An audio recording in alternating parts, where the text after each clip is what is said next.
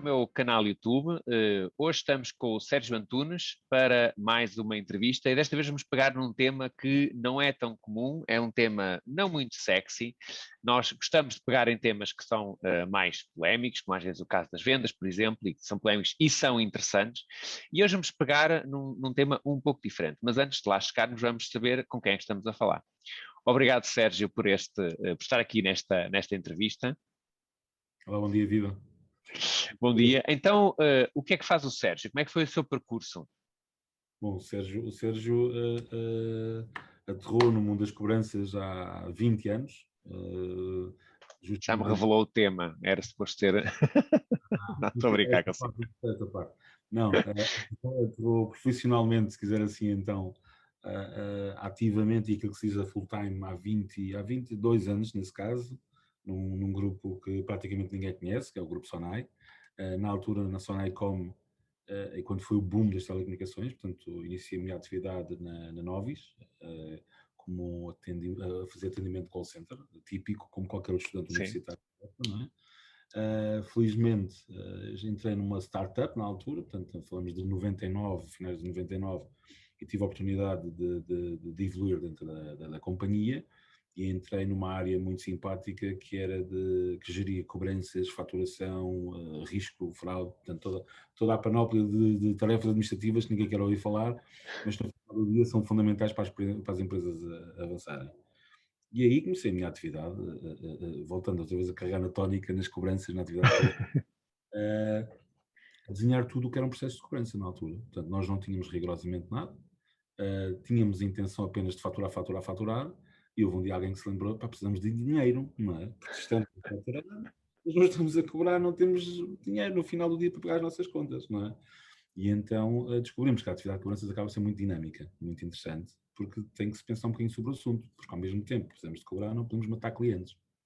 Como é que se cobram? Simpaticamente, era o grande desafio, não é?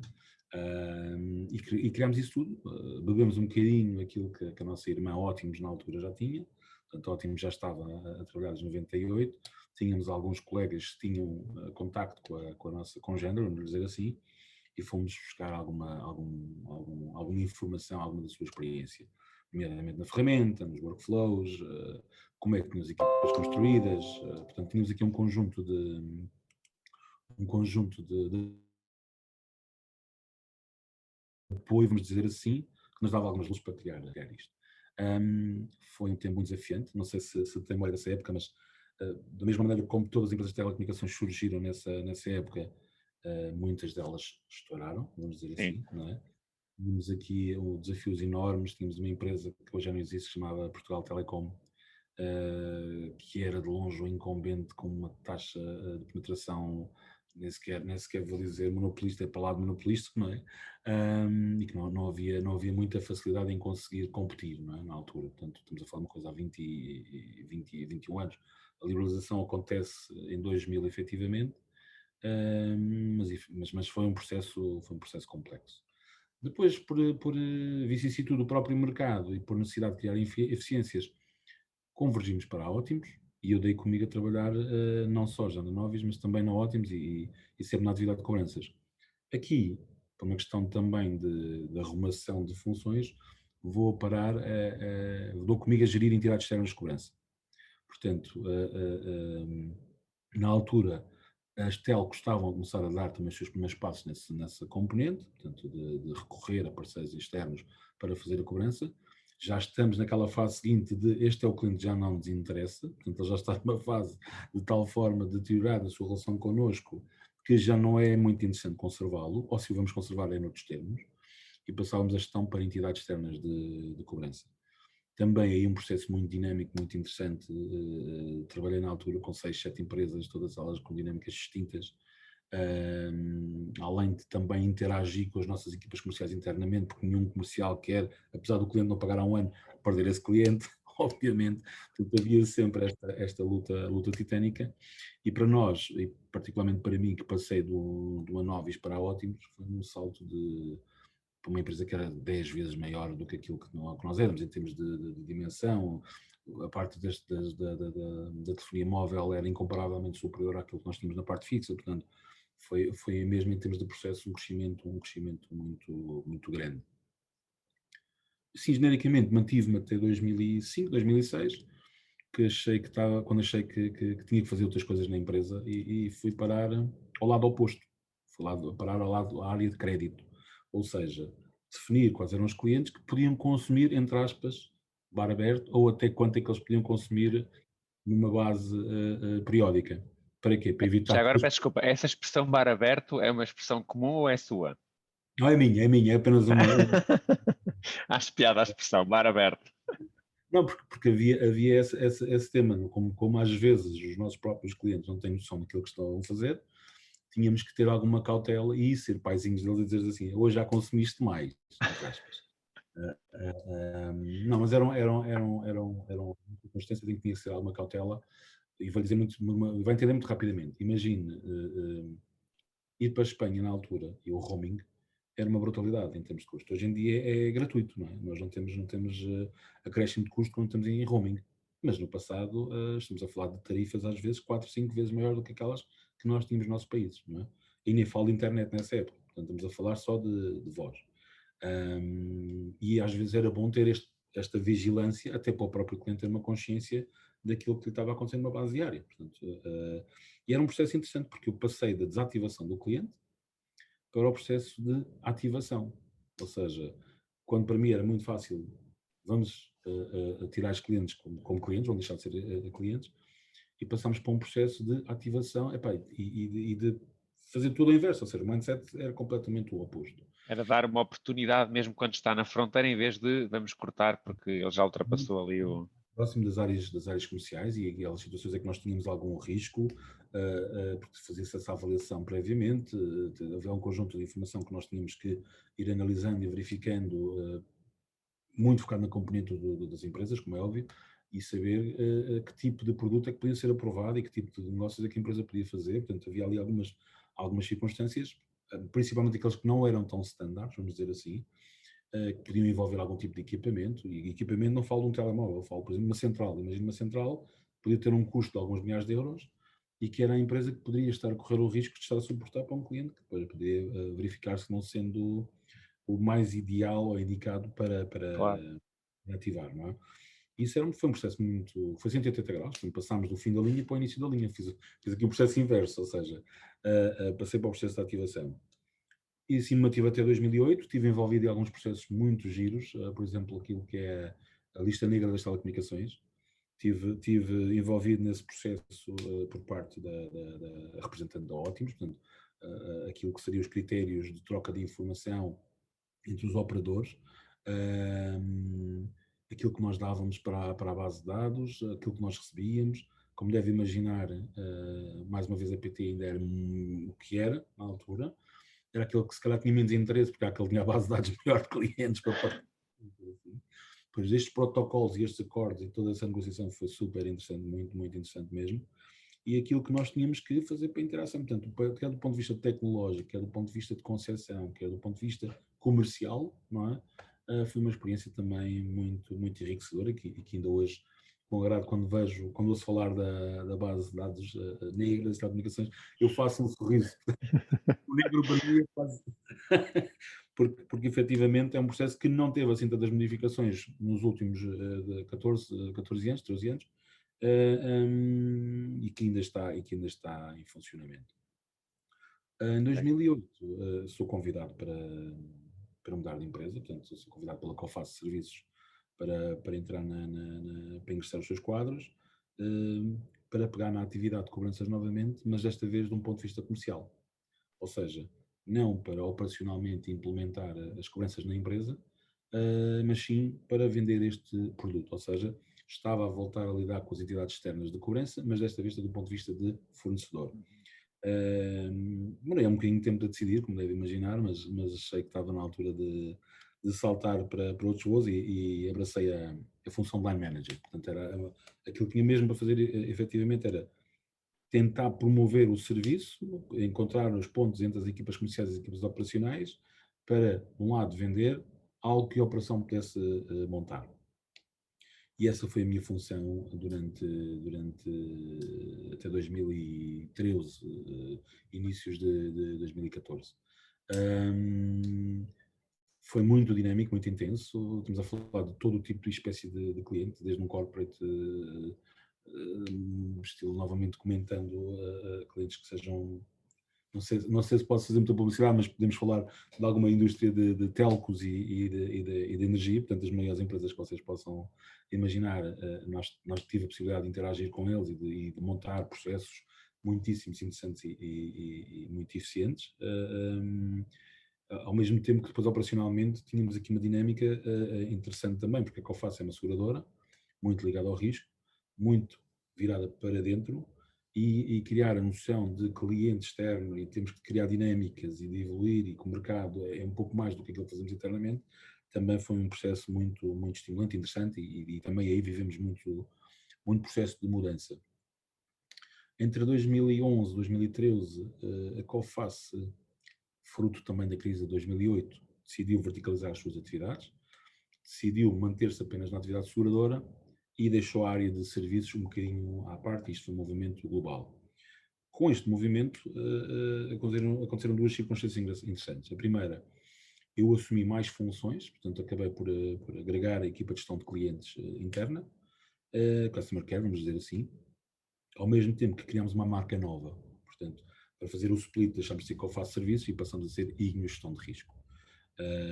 Foi muito disruptivo. Criámos uma marca com um tom azul clarinho, que caía completamente fora daquilo que era o standard na altura, tudo muito cinzento e preto. Portanto, nós criámos ali um brand completamente distinto. E mais uma vez, mais dinâmica ainda nesta mudança, porque além de agarrar uma área nova para mim, que era Customer Care, decidimos fazer workshops pelo país afora. E então andámos por todos os conselhos e mais alguns que nos quisessem receber, para fazer junto às empresas alguma pedagogia sobre aquilo que eram as melhores práticas na utilização de informação comercial e também na componente da atividade de cobranças. Em 2014 decidimos, dentro da Ignios, separar as linhas de negócio, ou seja, a parte da componente de informação comercial separada da área de cobranças, e criámos a Gestifatura, onde passa a exercer a função de diretor executivo. Portanto, a partir desse momento, a Gestifatura cria autonomia, já tem o seu processo comercial perfeitamente focado, já não tem uma questão de ser um bocadinho apenas, vamos ver, um braço da empresa de informação, passa a ser autónoma com os seus objetivos bem definidos, com aquilo que é o seu próprio target, ainda que faça parte do mesmo ambiente de Ignios. Nunca saímos das mesmas instalações, portanto, mantivemos todos juntos uns com os outros, mas com dois brands autónomos. E porquê? Porque, não só do ponto de vista de eficiência e de racionalidade, era importante também separar as duas atividades, ou seja, havia clientes, a título de exemplo, havia clientes da Ignios que já estavam a ser alvos de cobranças de clientes da Ignios também, e que aquilo já estava a começar a trazer ali um bocadinho alguma contradição, vamos dizer assim. Então vocês de manhã estão-me a ligar para me vender um serviço, e à tarde estão-me a fazer cobranças, quer dizer, há qualquer coisa um bocado disruptiva. Então achámos que separamos um bocadinho as águas, e cada um seguiu um bocadinho o seu autónomo do ponto de vista de estratégia, no entanto, sobre a mesma gestão comum, vamos dizer assim. Portanto, os acionistas eram os mesmos, e o CEO, no final do dia, também acabava por ser o responsável pelas duas entidades, sendo que a mim cabia um bocadinho mais a operacionalização e a componente de tentar desenvolver comercialmente, a par também dos diretores comerciais da Ignios. E assim nos mantivemos durante algum tempo, até 2016, em que fomos novamente adquiridos, ou seja, tivemos mais uma reestruturaçãozinha, fomos comprados pelo grupo, fomos comprados pela Iberinform, que pertence ao grupo Atradius Crédito e Caução, cuja função da Iberinform, cujo core da Iberinform é 100% informação comercial, ou seja, a extensão ibérica daquilo que já faziam em Espanha, a aquisição da Ignios. Portanto, era um passo natural, e a Gestifatura vem um bocadinho agarrada neste contexto.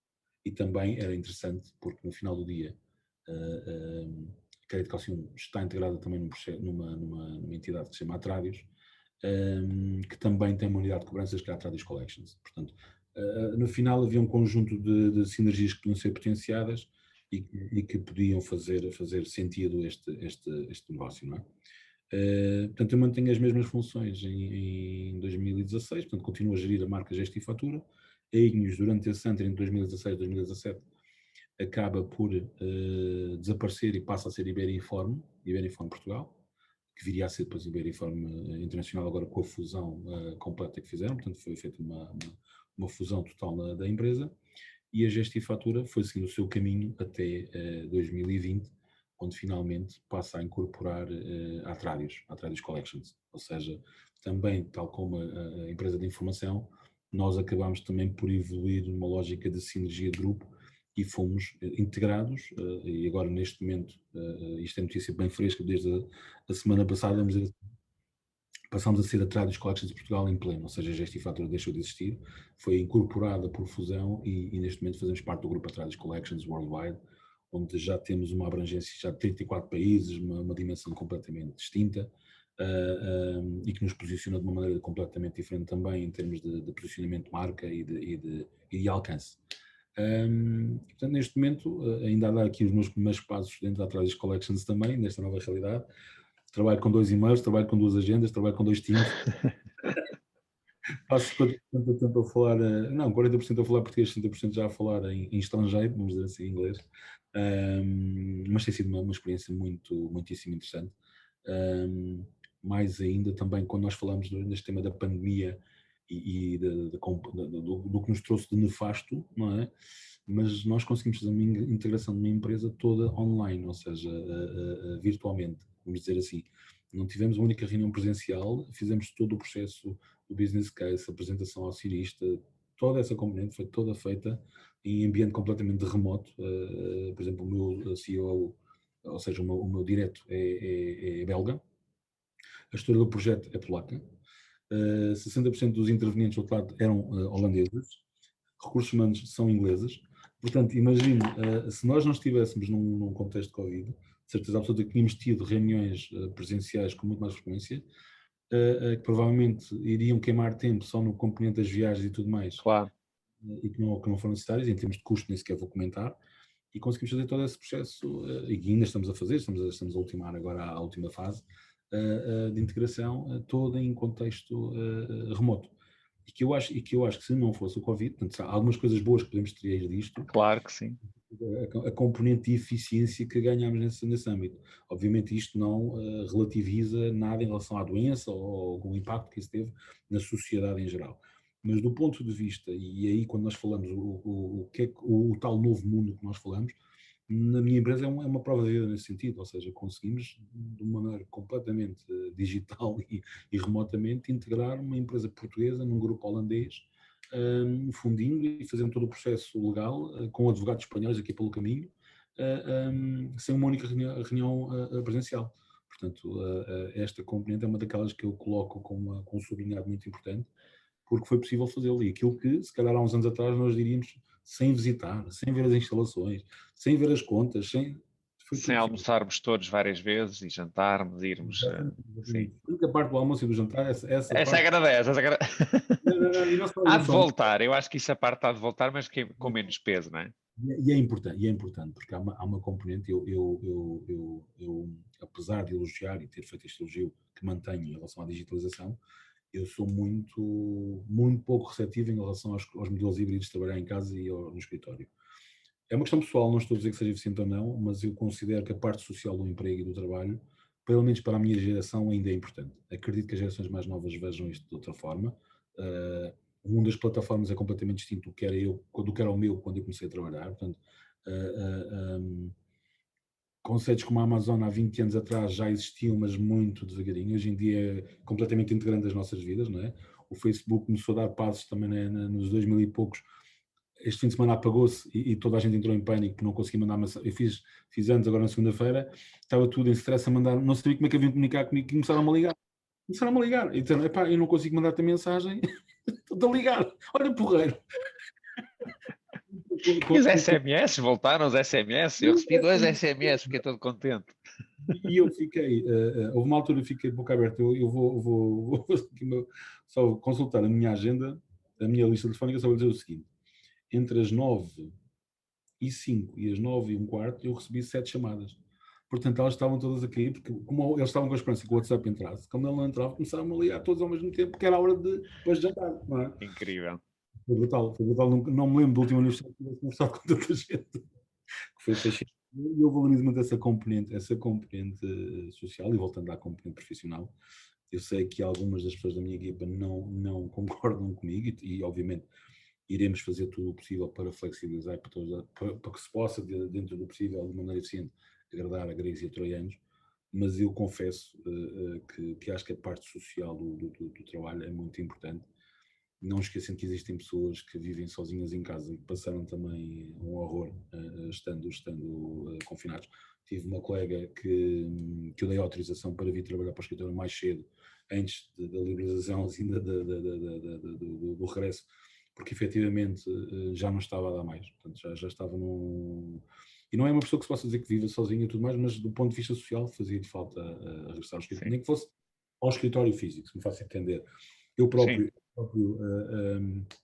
tive necessidade de separar aquilo que é a minha casa do escritório. Portanto, eu não vou dizer que vivo num sítio desconfortável, antes pelo contrário, mas a minha casa está desenhada para eu lá viver. Saltar da mesa de jantar para o sofá era uma coisa que eu estava a fazer, Acho que é porque um caso bastante comum. Diga-me é, só, sim, eu fiquei aqui com uma. Eu lembro quando o conheci, e nunca mais me esqueci disso, que disse ao início, como cobrar simpaticamente. Eu lembro que fiquei com esta frase na cabeça, porque na altura a imagem que se tinha estava-se a falar, estava a surgir a questão do cobrador de fraco, que estava aí muito, era muito visível, não é? E conhecia-se histórias até somente até de outros países, de cobranças não muito simpáticas, não é? E eu lembro-me da sua frase, nunca mais me esqueci e pensei, mas será que isto funciona? Cobrar simpaticamente? Continuo a achar que funciona. claro que sim, claro que sim. O cobrador fraco efetivamente trouxe-nos décadas e décadas de má imagem, não é? Porque o cobrador fraco não existe há mais de 10 anos, já foi cobrador, já foi senhor do fraco, foi qualquer coisa do fraco. Mas duas reportagens na televisão conseguiram pôr sobre as cobranças, sobre a atividade de cobranças, um rótulo negro e muito nefasto. Mas também, por outro lado, meio copo cheio, permitiu-me a mim desmontar esse conceito. Sim. E começou-se a falar no tema também. O processo da cobrança, vamos lá ver, a cobrança não tem que ser um processo, ponto de ordem. Para mim não há cauteiros, ok? Existem, podem haver pessoas aqui e ali que queiram fazer disso atividade, vamos dizer assim, mas em cada 100 estamos a falar de uma porcentagem muito pequena de pessoas que não queiram pagar as suas obrigações. Não é de todo, nem pouco mais, não é uma expressão, não tem expressão, ou seja, ao fim destes anos todos de segurança, estou perentório a dizer isto, até porque existem no mercado, quem quisesse fazê-lo, o próprio mercado há possibilidades de andarmos a brincar entre as empresas e não pagar uma única fatura durante muitos anos. Portanto, isso não tem expressão significativa, senão essas empresas já se tinham atualizado e já tinham tomado as devidas medidas, não é? Portanto, isso ainda é possível hoje. Portanto, eu parto do princípio que uma pessoa, quando não cumpre as suas obrigações, é uma de duas. Temos as pessoas que se atrasam, normalmente. Temos aquelas pessoas que também de manhã não gostam de acordar cedo e há aquelas pessoas que não gostam de pagar, ou não se lembram de pagar as faturas a tempo e deixam acumular. A minha mãe tinha a prática de pagar duas faturas EDP de cada vez, ou seja, não pagava uma, deixava acumular, pagava as duas. E temos pessoas que têm este tipo de processo. E temos aquelas pessoas que por necessidade não conseguem, porque pontualmente tiveram uma despesa que não estavam à espera, um problema de saúde, não calcularam bem. Aquele tema que eu lhe falei no início da conversa, do controle de alguns consumos, fugiu um bocadinho de mão. Eu vou-lhe dar um exemplo muito prático que eu na minha vida profissional, me cruzei. Foi uma senhora que ligou, que ligou portanto, o marido estava deslocado num barco na Austrália. Ela foi consultar o tarifário para contactar a Austrália e ligou. A questão é que aquilo apareceu uma conta 10 vezes superior àquilo que ela estava à espera. Porque ela esqueceu-se de um detalhe. Não estava a ligar para a Austrália, estava a ligar para um satélite, porque o barco não estava efetivamente na Austrália, estava ao largo da Austrália e o contacto não era feito por uma linha telefónica, era feito por satélite. Os custos de satélite são Sim. bastante superiores. E a senhora estava completamente desesperada, não é? Porque o valor que ali estávamos a falar, na altura, era um carro. E não estou a brincar, era um carro. Como é que se resolve um problema deste? E esta senhora não queria dar o calote, obviamente que não. Estou perfeitamente convencido disto. Também vou-lhe dar outro exemplo. Uma vez num processo de faturação numa das empresas onde passei, houve um engano naquela transição do escudo para o euro, e aquilo, em vez de saiu com o símbolo do euro, mas em escudos. o senhor mandou-nos uma carta com a chave da casa. Diz assim, olha, vou ficar com a casa, não consigo pagar esta conta. Portanto, isto para lhe dar um exemplo, ele podia ter ignorado, podia ter reclamado, podia ter... Não, mas as pessoas interagem, portanto, as pessoas querem resolver os seus problemas, muitas das vezes não têm como. Portanto, vamos partir deste princípio. As pessoas querem honrar os seus compromissos. Nós podemos entrar a pé juntos, efetivamente, mas se a pessoa já está melindrada, o que é que vai fazer? Vai retrair-se. Portanto, se nós nos apresentamos, na maior parte das vezes, como uma entidade que quer resolver os seus problemas e quer interagir com o cliente, e já lhe vou dizer outro aspecto relacionado com isto, mas quer interagir com o meu cliente final, aquilo que eu faço é dirimir aqui o tema. Tentando encontrar uma plataforma de um compromisso, tentando ver se existe, tentar perceber porque é que a pessoa não pode pagar, ou porque é que a empresa não pode pagar, e transmitir isto ao meu cliente final. Há aqui um tema que não nos podemos esquecer, é que quem geralmente se atrasa a pagar, atrasa-se sempre. Portanto, é muito interessante para mim que aquele cliente, aquele devedor, vamos chamar assim, volte a pagar, porque eu sei que ele vai atrasar-se novamente e há de cá parar novamente para eu gerir. Portanto, também há aqui uma componente para mim, agradável com ele, porque assim não vou ser maltratado quando voltar a ligar. Eu não estou a fazer isto como um plano estratégico, mas eu sei por experiência que mais cedo ou mais tarde aquela pessoa que o faz recorrentemente vai voltar a esquecer-se de uma determinada fatura, ou acumulou demasiado e não tem capacidade para pagar naquele momento. Portanto, há uma probabilidade estatística muito grande de voltar a ser gerido por nós. Portanto, ser agradável, obviamente, não depende apenas de nós tentamos sê-lo, se o interlocutor depois do outro lado também nos permitir. Mas não entramos em grande debate, não entramos em grande discussão. Nós não somos a entidade que não fazemos ameaças com cães, não mandamos a GNR, não tem ninguém a bater à porta, portanto, aquilo que tentamos fazer é tentar passar à pessoa que estamos ali para os ajudar, e se não quiser ser ajudado, há consequências à frente, ou seja, o processo jurídico é muito mais doloroso, tem muito mais custos, em termos reputacionais já tem outro tipo de impacto. Da nossa parte não existe, nós não publicamos listas de devedores, nós não colocamos em exposição ninguém. Aquilo que pretendemos fazer apenas é tentar ajudar uma situação que nos foi trazida por um cliente, com uma entidade que naquele momento está com dificuldade em cumprir as suas obrigações. E daí tentar, o que eu estava a dizer, tentar ser o mais agradável possível. E para isso, também já aproveitava, dava essa nota também, recomendamos sempre, quando estamos a falar de entidades com alguma expressão, que tenham pessoas vocacionadas para fazer cobranças. Ou seja, não misturar aquelas tarefas da pessoa que faz secretariado, que vai ao correio, que trata tudo da empresa e depois ainda dá uma perninha nas cobranças. Imagina ao fim do dia todo andar a correr de um lado e para outro a fazer os componentes administrativos e ter que ligar com duas ou três entidades que devam dinheiro, não deve estar caminhado as disposições, naturalmente, e aí a coisa pode ferver um bocadinho mais. Mas, efetivamente, se nós conseguimos ter profissionais a fazer essa tarefa, de certeza absoluta que a reputação melhora largamente nesse sentido. Não sei se clarifiquei. Sim. Não, no fundo, um pouco isso que falava nos workshops, não? Sim, Os sim, workshops sim. de cobrança que faziam pelo país fora era um pouco isto.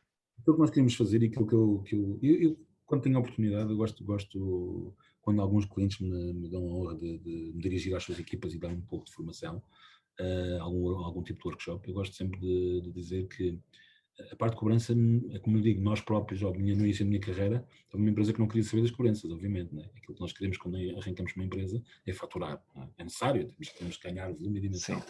mas sem liquidez também não sobrevivemos. Portanto, mais cedo ou mais tarde, o processo de cobrança tem que lá entrar. Se nós conseguimos fazer a preparação prévia, ou seja, ter o desenho daquilo que nós queremos, nem que seja para fazer uma chamada, nem que seja mandar uma carta, nem que seja um SMS, ter isso mais ou menos desenhado e cumprir aquilo que esteja no desenho, é meio caminho andado para ter um processo de cobrança eficiente. E foi isso que nós tentamos fazer. O meu processo de formação nesse âmbito nunca é vender a nossa marca, é dar as soluções que aquilo podem implementar se tiverem vontade de o fazer.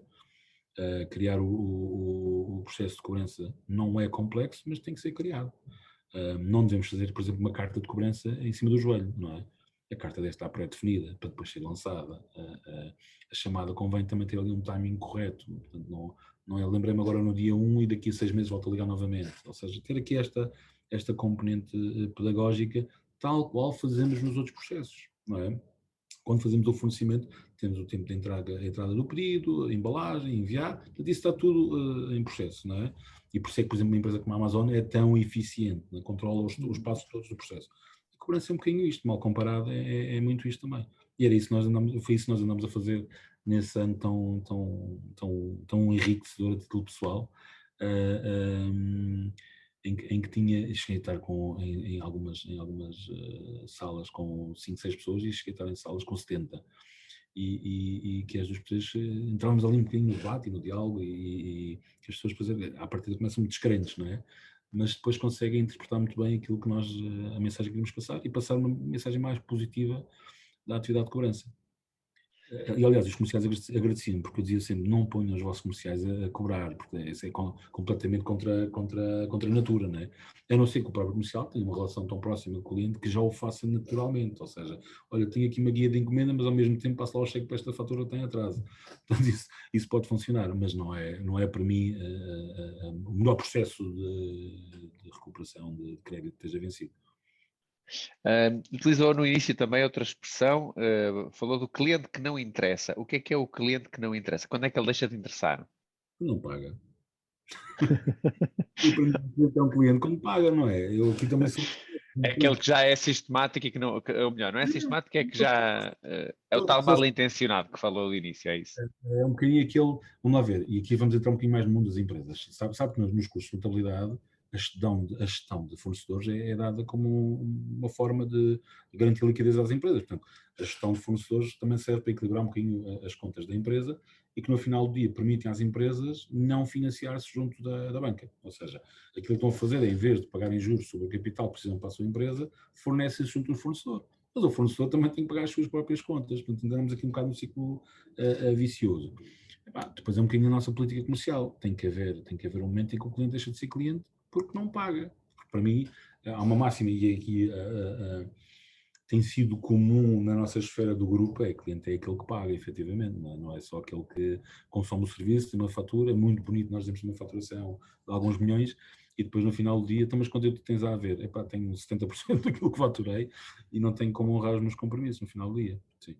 Mas o cliente para mim há uma máxima e eu cada vez mais ouço esta massa ser aplicada, não é uma invenção minha, atenção, é o cliente que paga. Porque um cliente só pode ser cliente, efetivamente, também quando ele compra a sua parte, porque é pagar os serviços que consumiu, não é?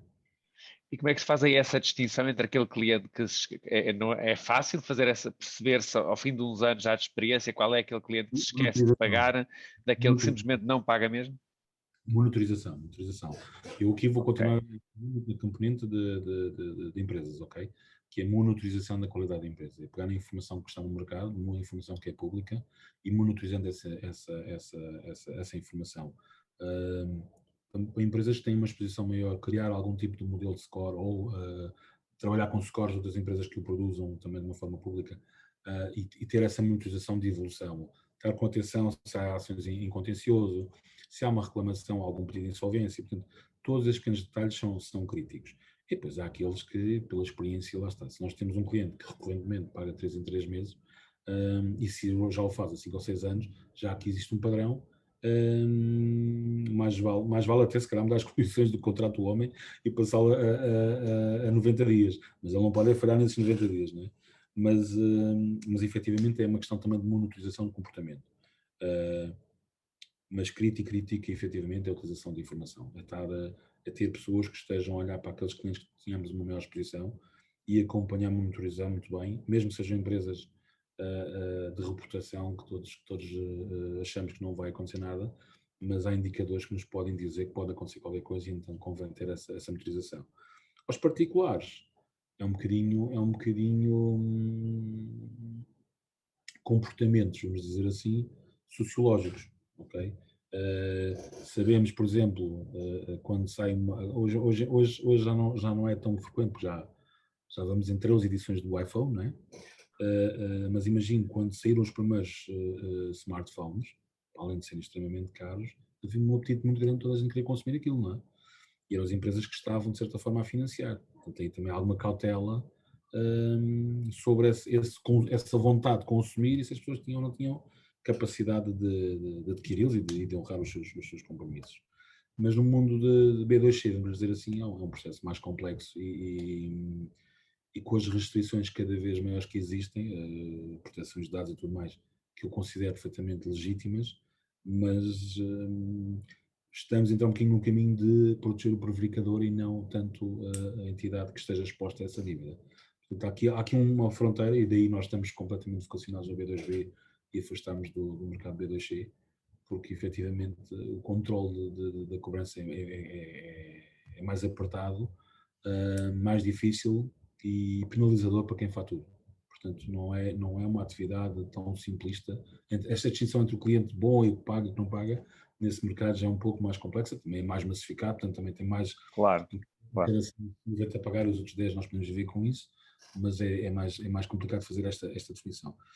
No B2B é um bocadinho isto, nós temos aqui um equilíbrio e saber que temos que fazer um exercício também de monitorização da nossa parte sobre os clientes e a trabalhar com a informação que existe. Existe muita informação no mercado, válida, não é informação de, olha, de catavento, não é? É informação válida e trabalhada, e é um bocadinho explorar essa componente que o mercado nos pode dar. Portanto,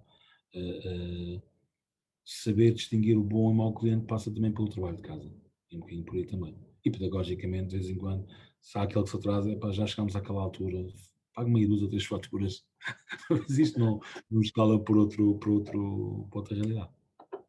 Eu penso que houve aí uma fase do mercado em que, nos picos da crise, muitos call centers tiveram quebras de atividade por várias razões, porque vendiam menos, porque o mercado. Não estou a falar desta última, porque com o Covid muitos call centers acabaram por até aumentar a atividade, em boa medida, porque foram buscar parte do atendimento ao público, não é?